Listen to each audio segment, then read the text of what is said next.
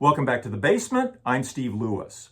Today we wind up our deep dive into the year 1974 with a look at movies, music, and what our old friends the Beach Boys were up to in the months of October, November, and December. There is still a lot to get to, so let's get started with a look at new movies. Released on October 1st is The Texas Chainsaw Massacre, a low-budget, violent, and gory film that will end up being very successful. On October 17th comes the family film Benji. Fortunately, it doesn't end like Old Yeller. On October 18th, kicking off a season of disaster movies is Airport 1975. It stars Charlton Heston, Karen Black, George Kennedy, and, as is usual with the genre, a long list of actors that the public would most likely recognize. It'll be number one at the box office the week of October 23rd. Premiering on Halloween night, October 31st, is The Phantom of the Paradise, a rock horror movie starring Paul Williams. We already talked about this a little back in episode 204, Cool Stuff I Found Out, part 22. On November 13th, Tom Laughlin is back in a sequel to 1971's Billy Jack, The Trial of Billy Jack. Despite terrible reviews, it'll be a major moneymaker and number one at the box office for 3 weeks beginning November 20th.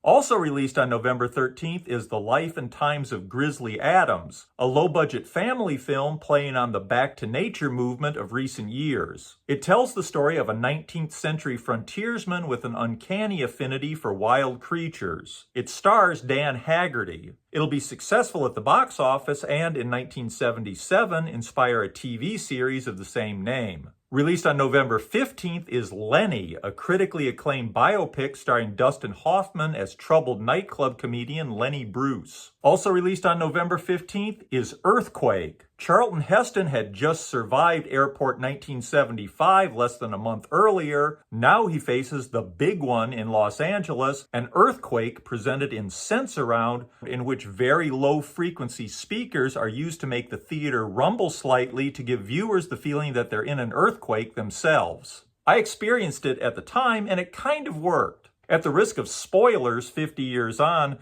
Charlton Heston's character doesn't survive this one. He gives up his life in a clearly futile attempt to rescue his wife, a character who's been unremittingly awful through the entire movie. Dramatically, as the hero, he has to do it. But I was sure then, as I am now, if instead of trying to save her, he had just shrugged and gone the other way, the entire theater would have erupted in applause. On November 29th comes a film version of Agatha Christie's Murder on the Orient Express featuring an all-star cast. It'll be number one at the box office for 2 weeks beginning January 22nd, 1975, and will earn Ingrid Bergman a Best Supporting Actress Oscar. Also released on November 29th, The Land That Time Forgot, an AIP Amicus co-production starring Doug McClure and based on the novel by Edgar Rice Burroughs and featuring some pretty unconvincing special effects. It'll do well enough to spawn a sequel in 1977.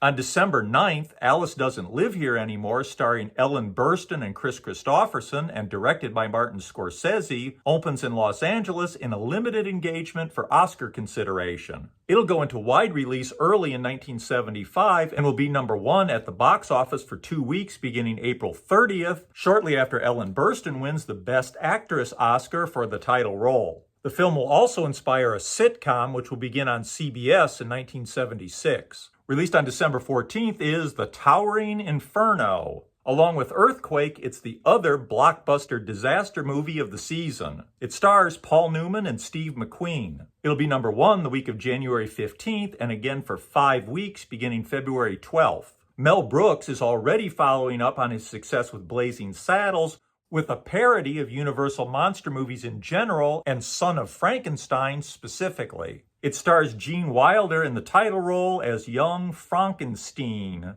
It'll be number one the week of February 5th. Released on December 20th is The Man with the Golden Gun. Bond is back, and back at the holidays for the first time in a while, facing off against Christopher Lee as the title character. Also released on December 20th, The Godfather Part 2, which will be number one at the box office for 3 weeks beginning December 25th, and again for 5 weeks beginning March 26, 1975, around Oscar time. It's a rare example of a sequel that may have surpassed the original. At the Academy Awards ceremony on April 8, 1975, it'll win Best Supporting Actor for Robert Duvall, Best Director for Francis Ford Coppola, Best Picture of 1974, and will, over the years, become one of the most highly regarded motion pictures of all time. And on December 25th comes Alan Arkin and James Caan in the action comedy Freebie and the Bean. And what were the Beach Boys up to in the fourth quarter?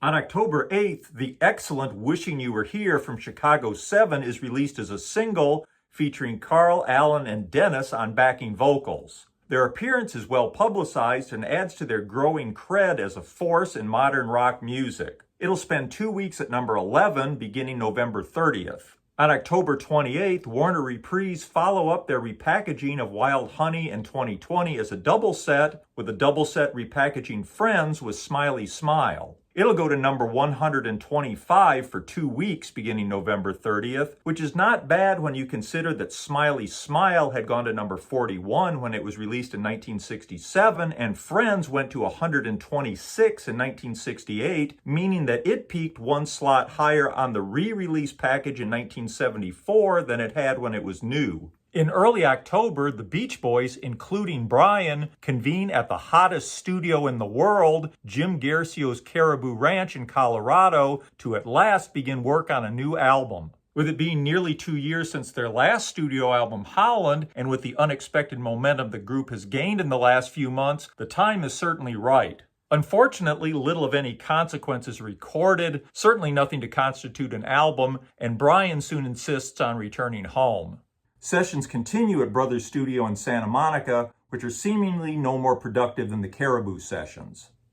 On December 18th, Ricky Fataar plays his last show with the Beach Boys in Fresno. He's leaving the band just 1 day short of a year since Blondie Chaplin left. Actually, the date of Ricky's last Beach Boys gig seems to be a little unclear. The Rustin Stebbins book puts it on September 8th, based, as they say in the text, on Ron Altbach's recollection that Ricky had left the group by the time he joined in November. However, as we can see here, and we'll talk about in a minute, Ricky and Ron Altbach both appeared with the Beach Boys for the New Year's Rockin' Eve television special, which was taped on December 1st. So this is one case where I'm using the date from Keith Badman's book instead of Rustin Stebbins. If anybody knows anything more definitive, please pass it along.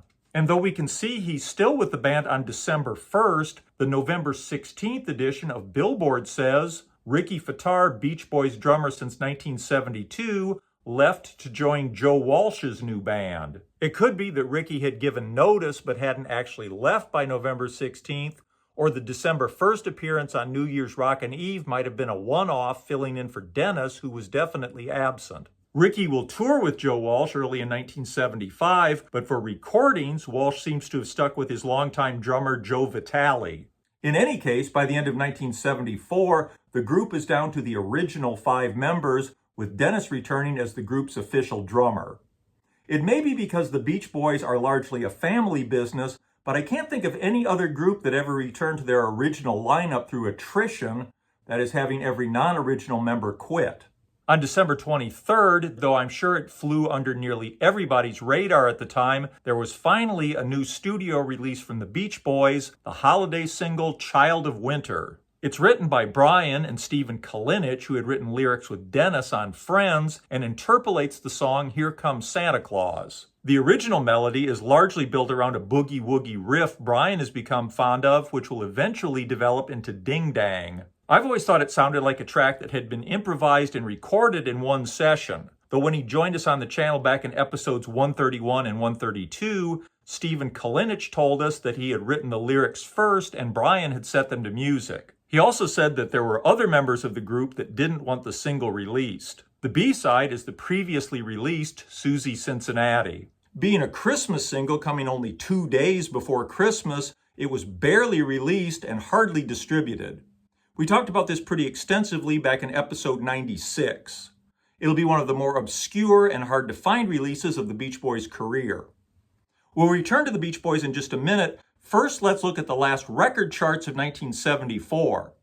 The December 28th album chart had Elton John's Greatest Hits in the 5th of an eventual 10 weeks at number 1. Jethro Tull's War Child was in the first of 3 weeks at number 2. Serenade by Neil Diamond was in the first of 2 weeks at number 3. Verities and Balderdash by Harry Chapin was at its number 4 peak. At number 5 was Back Home Again by John Denver. This is the only album still in the top 10 from the beginning of the quarter. It had fallen out of the top 10 for a few weeks in November, then returned in December, probably due to Christmas sales. It will eventually go all the way back up to number 4 on January 18th, 1975. At number 6, Fire by the Ohio Players. This will go to number 1 on February 8th, 1975. At number 7, the Rolling Stones, It's Only Rock and Roll. It had been number 1 back on November 23rd. On December 12th, guitarist Mick Taylor quit the Rolling Stones after 5.5 years. It's a move that surprises pretty much everybody, including the other members of the band. Motherlode by Loggins and Messina was at its number 8 peak. Free and Easy by Helen Reddy was at number 9. It'll peak at number 8 next week, January 4th. And rounding out the top 10, Goodnight Vienna by Ringo Starr. It'll hit number 8 for 2 weeks beginning January 11th. And in top 10 singles on December 28th, at number 1 was Angie Baby by Helen Reddy. At number 2 was Lucy in the Sky with Diamonds by Elton John, a non-album single and a cover of the Beatles tune featuring a prominent guest appearance by John Lennon. Of course, Elton had appeared on a couple of tracks on Lennon's Walls and Bridges album. Now Lennon was returning the favor. This will go to number 1 next week, January 4th, for 2 weeks.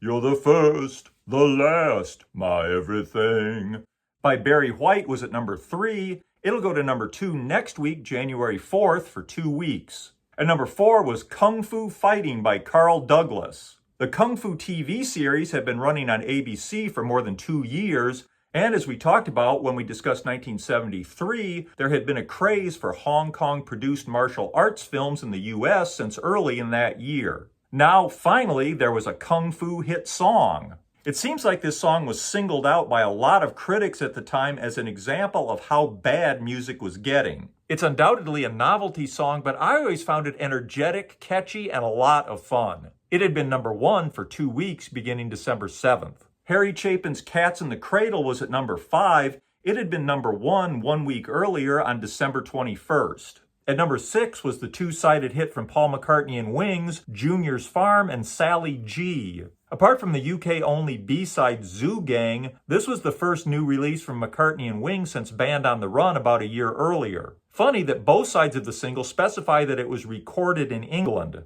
Everything I've ever read says that it was recorded during Wings' visit to Nashville in June. It was a solid single, and I especially love the A-side. It'll go to number 3 on January 11th. The 3 Degrees When Will I See You Again was at number 7. It had gone to number 2 on December 14th. At number 8 was Laughter in the Rain by Neil Sedaka. This was Neil Sedaka's first top 40 hit since the pre-Beatle days of 1963. It was on Elton John's new Rocket Records label, and from the first of what would ultimately be 3 U.S. Neil Sedaka albums on Rocket. Laughter in the Rain will go to number 1 on February 1st, 1975. At number 9 was Ringo Starr's cover of the Platters' 1955 hit, Only You. It'll go to number 6 on January 11th. And at number 10 was Stevie Wonder's Boogie On Reggae Woman, which will go to number 3 for 2 weeks beginning February 1st. The Beach Boys had had a particularly busy year in 1974. On December 31st, they even appeared to be 2 places at once.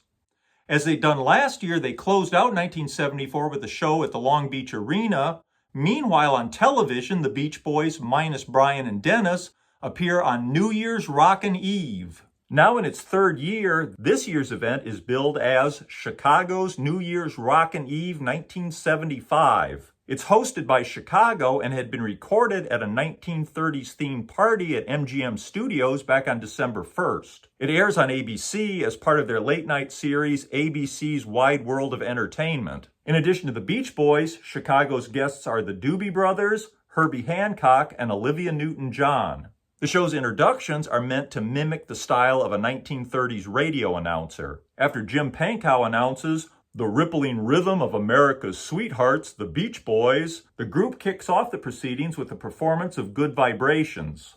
At midnight, the Beach Boys and their backing musicians join the night's other performers on stage for Auld Lang Syne. Later on, Chicago's Terry Kath says in his introduction, and now, joined by the sentimental gentlemen of the Chicago Wind section, here again are those masters of melody, the Beach Boys with Darlin'. After Darlin', we get perhaps the highlight of the evening, Chicago performing Wishin' You Were Here, with Carl, Mike, and Al featured on backing vocals. The Beach Boys appear one more time to do Surfer Girl. The Beach Boys, Carl, Mike, and Al, that is, look and sound good on the special. Ricky, who was right at the end of his tenure with the band when the show was recorded on December 1st, is shown briefly just a couple of times. With this kind of exposure, it does make you wish that the Beach Boys had a new single to promote.